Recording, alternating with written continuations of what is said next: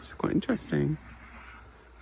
So this time we have an extra person with us. We have extra person, yeah. So he's come from Puppies to test the concrete.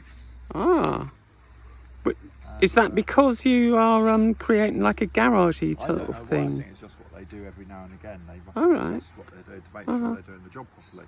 Oh. That's nice to know. Very good to know. But one of the things is that the concrete needs testing because it all comes in different strengths. We Right. have ordinary concrete, Right. which is, I believe, 20 newton meters it will take pressure. Okay.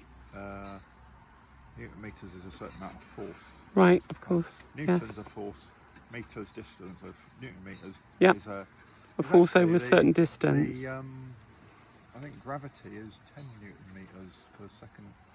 Oh.